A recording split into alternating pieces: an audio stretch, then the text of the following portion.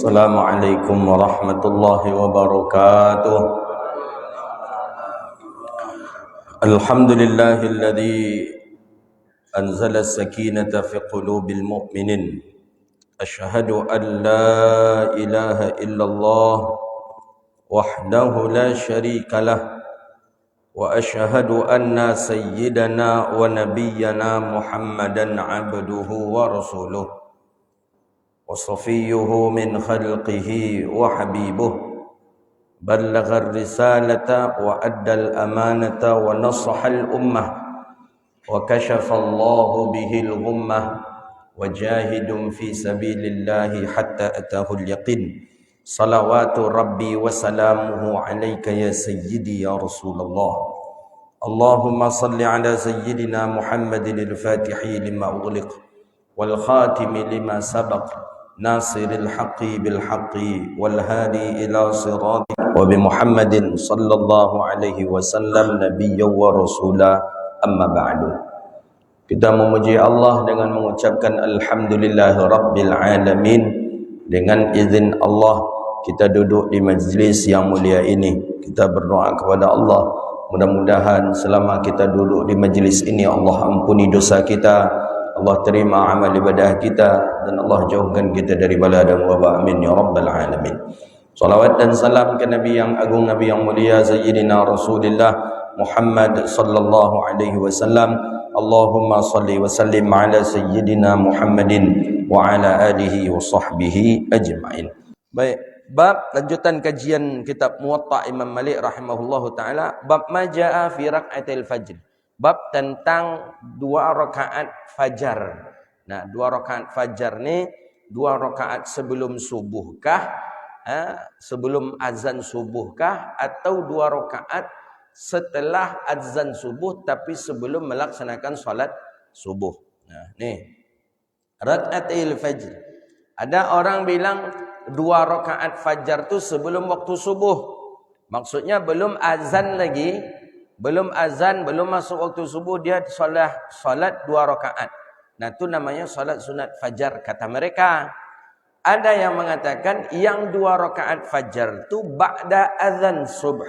Setelah selesai azan, masuk tu waktu subuh tu, maka salat kita atau yang disebut dengan salat sunat qabliyah, maka itulah salat sunat fajar. Kalau menengok kepada riwayat-riwayat hadis yang disebut dengan salat sunat fajar, rak'atail fajar, 2 rakaat fajar, maksud itu adalah waktu yang ketika masuk waktu subuh, orang pun azan, kemudian kita pun salat 2 rakaat, itu disebut dengan salat fajar. Kemudian baru iqamah dan langsung salat subuh.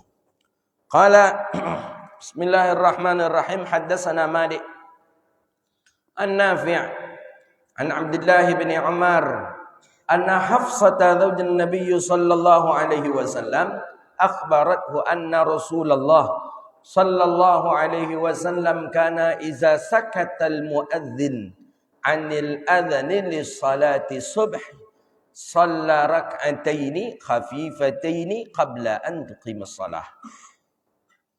Apa kata Sayyidah Hafsah radhiyallahu taala anha? Hadis daripada Imam Nafi' daripada Abdullah ibni Umar radhiyallahu taala an, bahwasanya Hafsah ni istri Nabi sallallahu alaihi wasallam.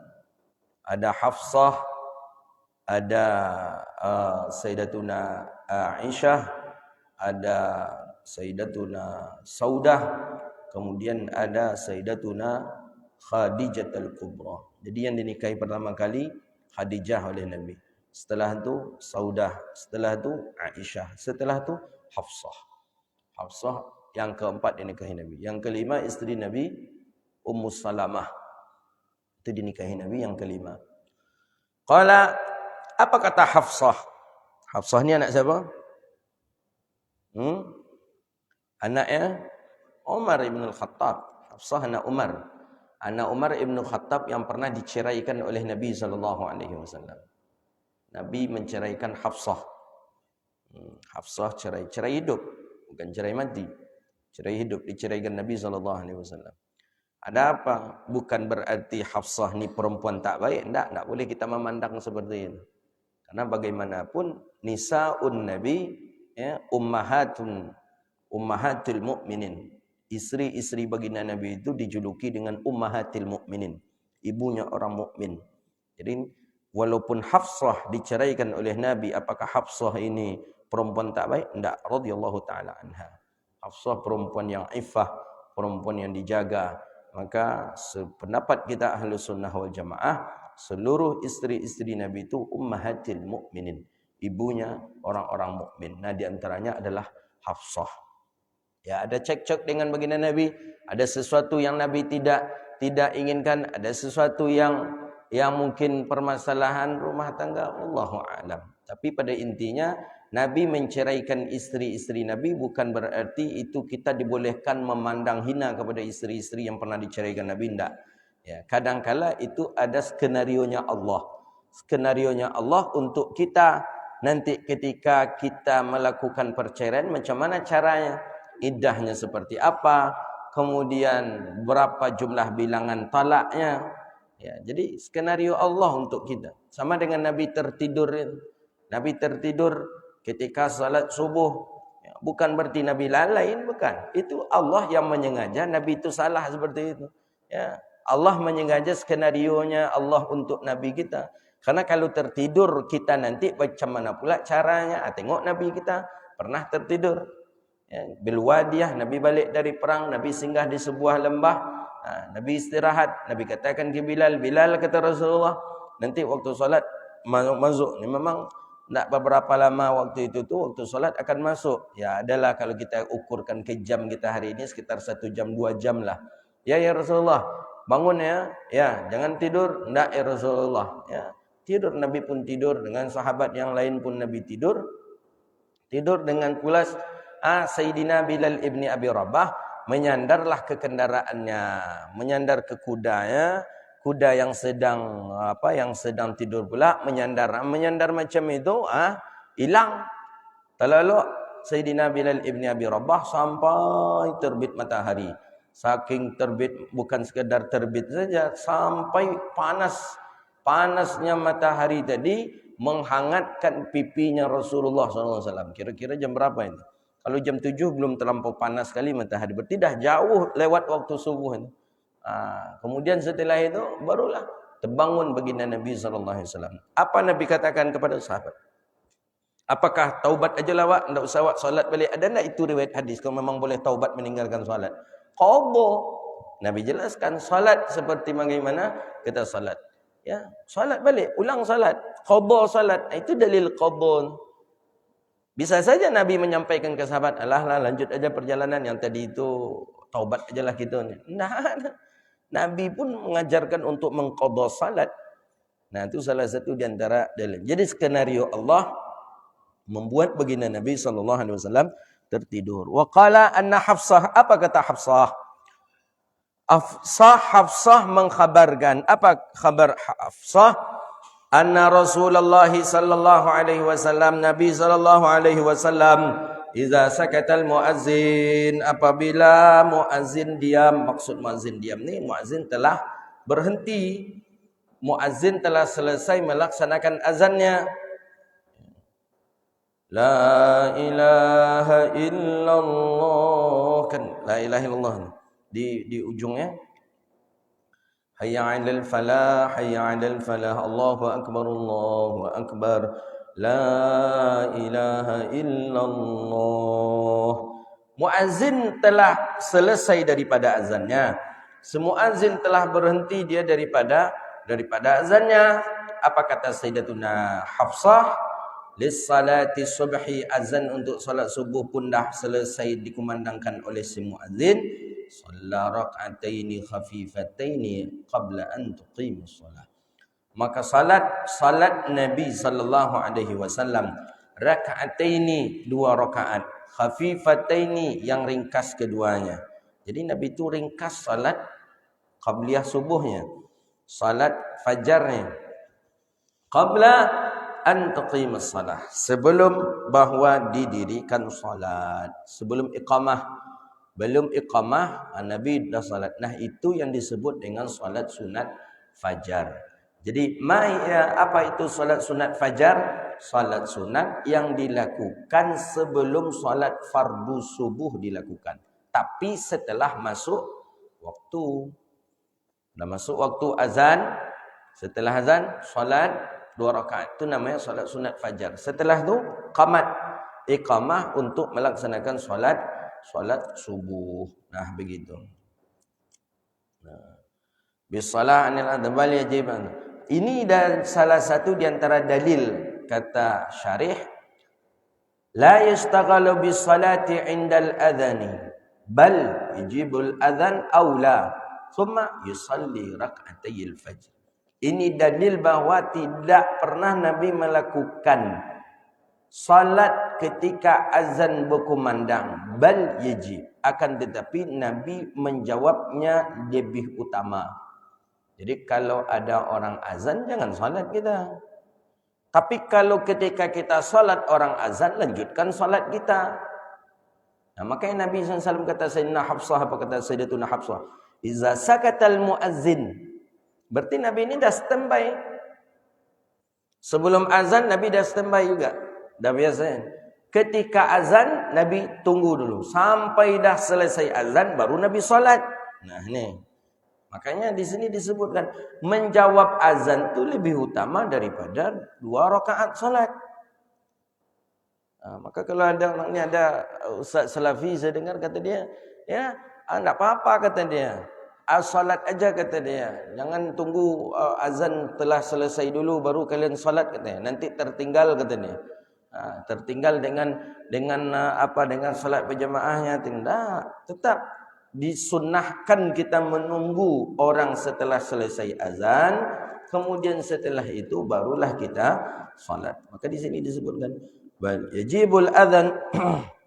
Nabi menjawab azan pertama, kemudian Nabi pun salat 2 rakaat khafifataini, yang ringkas kedua-duanya. Jadi habis azan, kemudian salat 2 rakaat subuh.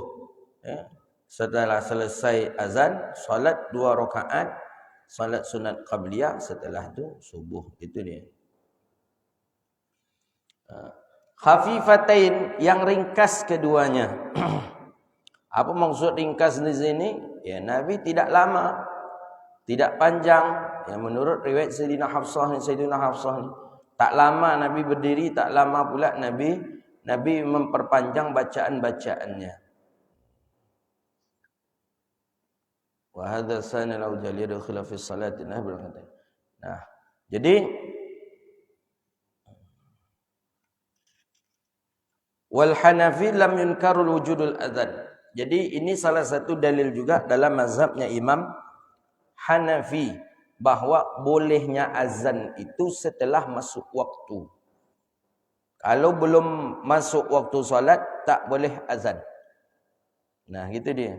Jadi azan tu memang dah masuk waktu baru azan, bukan sebelum masuk waktu.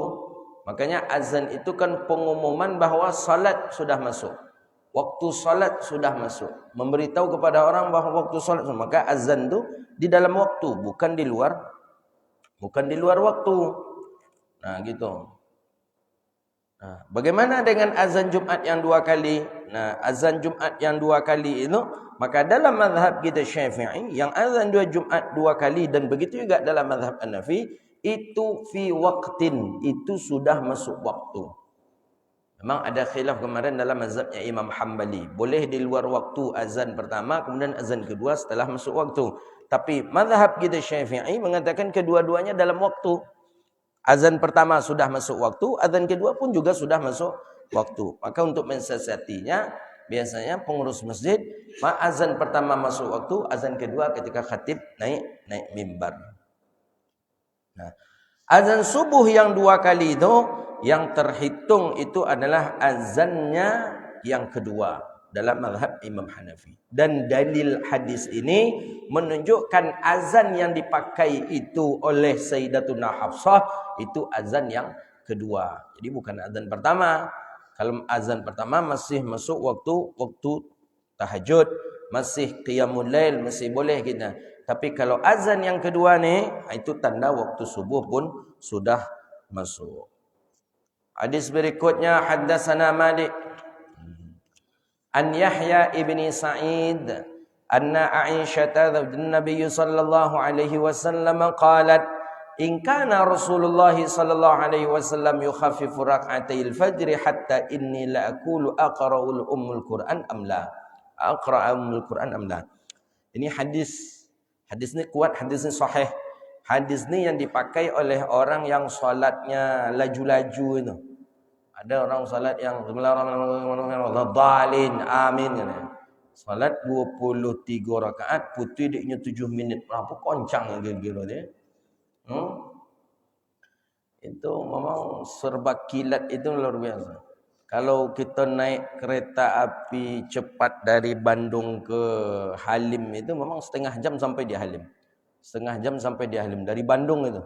Kalau naik darat, tak bisa. Itu berjam itu. Ini 30 menit saja. Duduk aja sebentar, dan dah sampai pula kita di Halim. Nah, itu kalau di urusan dunianya ada kereta api cepat. Rupanya di urusan akhiratnya ada pula solat cepat. 20 rakaat itu cuma 7 menit. Wah, ngedi. Tengok videonya gitu dia. Bismillahirrahmanirrahim. Amin. Jadi pernah saya mendengar kalimat dari kiainya, salah satu kiai dia berkatakan, "Tak apa-apa," kata dia. "Boleh kok," katanya. Hadis ada dalam Sahih Bukhari, ada hadis dalam Muwatta Imam Malik, riwayat Sayyidatuna Aisyah bahwa Sayyidatuna Aisyah pernah melihat Nabi laju solatnya. Saking lajunya Nabi solat tu seakan-akan Nabi tu entah baca Fatihah entah tidak. Nah, ini hadisnya. Kita tengok apa sebenarnya maksud hadis ini. Jangan kalau mak dia awak aja untuk membenarkan kerojo awak biar hadis Nabi, tak bisa.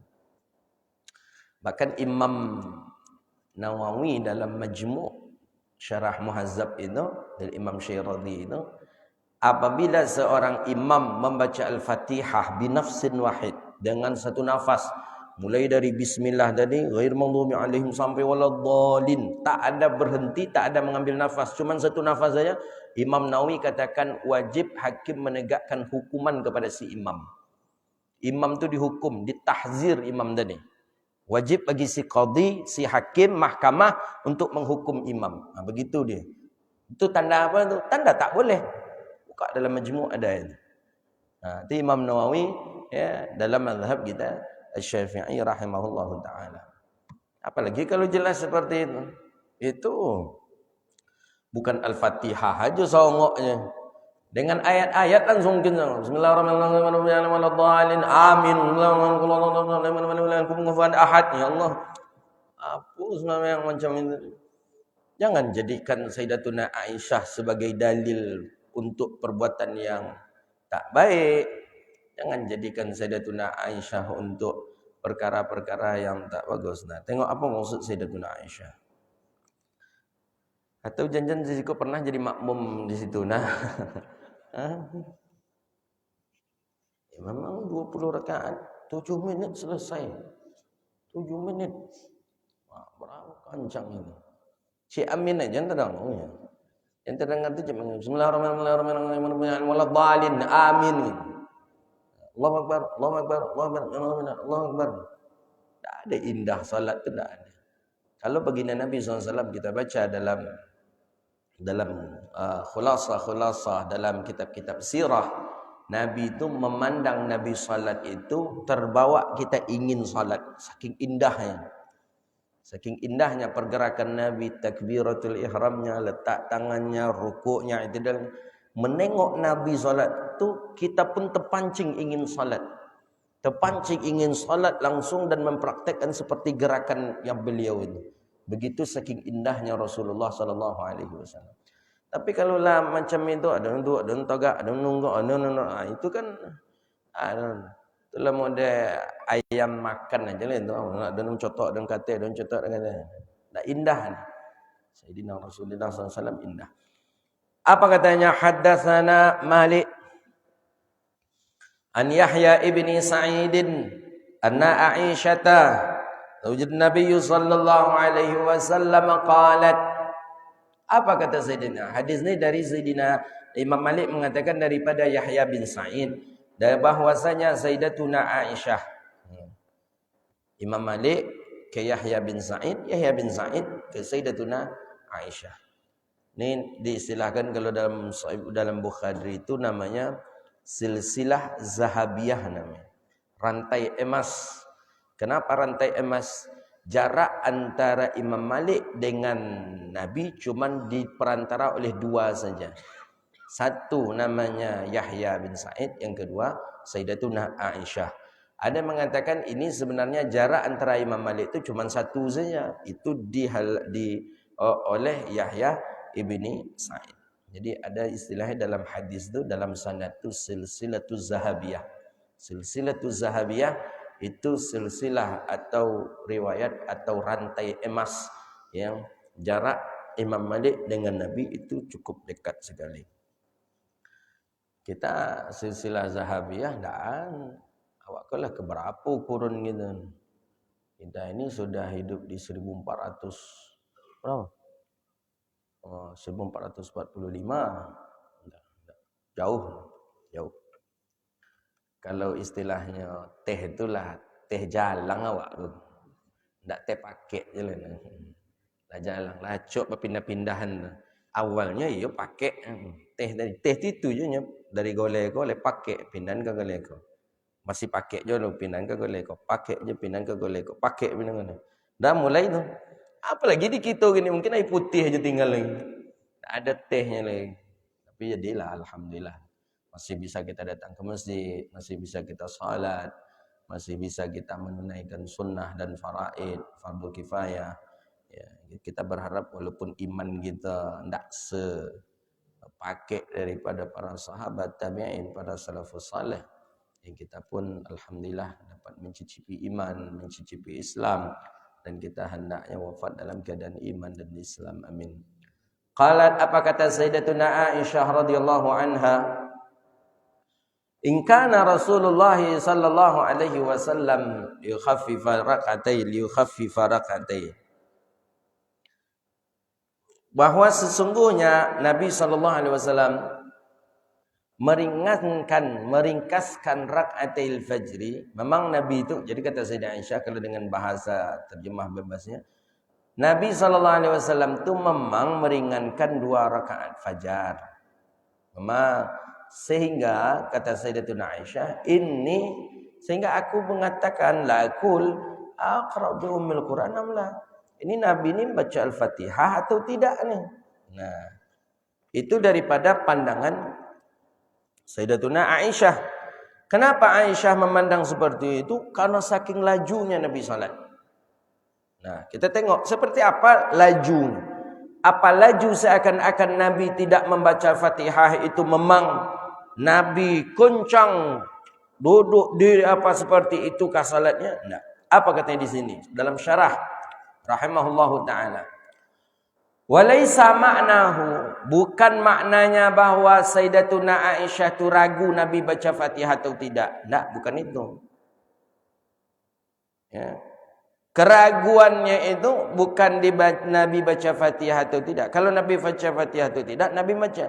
Cuma kenapa membuat Sayyidatuna Aisyah ragu seperti itu? Kenapa?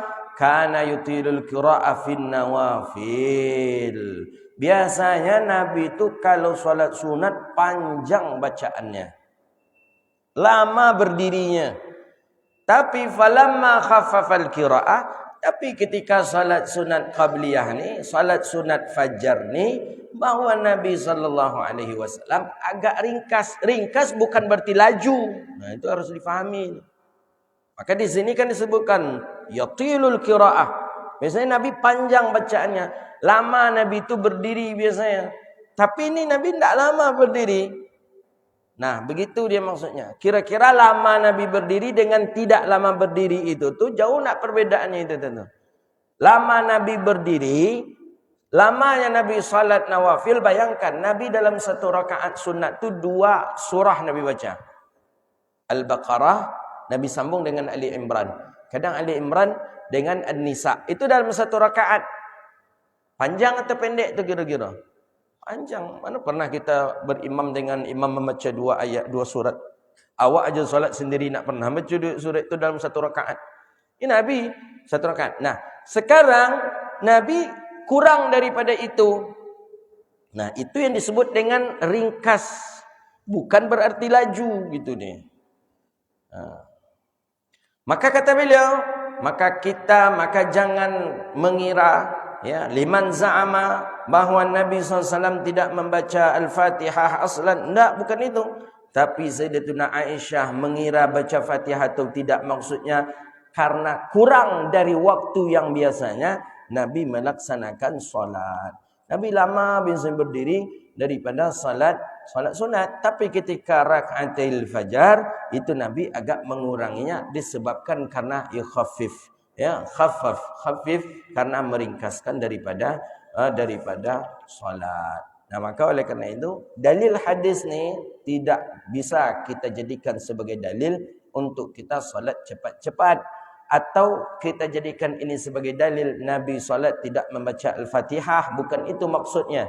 Tapi Nabi tetap menjaga salat dengan tumakninahnya, dan Nabi meringkaskan salat dalam arti kata Nabi mengurangi bacaan daripada bacaan biasa. Kemudian setelah itu barulah Nabi melaksanakan salat fardu. Dalam riwayat hadis yang lain disebutkan dalam hadis sahih itu, maksudnya daripada Sayyidatuna Aisyah itu, Nabi ketika salat subuh tadi, salat fajar tadi, setelah baca Al-Fatihah, Nabi membaca Qul ya ayyuhal kafirun. Rakaat pertama. Rakaat yang kedua, setelah Al-Fatihah, Nabi membaca surah Ikhlas. Begitulah ukuran khafif itu. Itulah ukuran ringkas itu. Faham kita kira-kira? Jadi Nabi meringkaskan salatnya. Disebutkan dalam hadis Nabi meringkaskan salat. Seperti apa maksud Nabi meringkaskan salat? Maksud di situ ringkas daripada yang lama. Biasanya Nabi lama berdiri, lama membaca ayat, lama. Tapi ketika salat sunat fajar, Nabi ringkas. Berapa ukuran ringkas Nabi itu? Itu ukuran ringkas. Al-Fatihah, kemudian Qul-Ya, rakaat pertama. Rakaat kedua, Al-Fatihah, kemudian surah Ikhlas. Itulah ukuran ringkas yang dimaksud di dalam hadis Sayyidatuna Hafsah tadi. Begitu dia. Nah, bagaimana kira-kira? Kita selama ini salat ringkasnya atau tidak? Berarti kita amalkanlah salat ringkas itu berarti. Awak kan memang kul main kul aja ni. Kul ya, nak kul huwallah. Kalau nak kul a'udzu bil falaq, kalau nak kul a'udzu birabbin nas. Jadi secara tidak langsung kita sudah mengamalkan hadisnya Sayyidatuna Hafsah. Kita sudah mengamalkan hadisnya Sayyidatuna Aisyah. Memang kita ringkas selama ni salat sunat qabliyah kita. Habis azan langsung kita salat doa, habis doa langsung kita salat sunat qabliyah. Ya, ayat pertama kuliah, ayat yang kedua surah Al-Ikhlas. Itulah yang ringkas maksudnya di sana. Nah, begitu. Hadza wabillahi at-taufiq. Wallahu a'lam bishawab.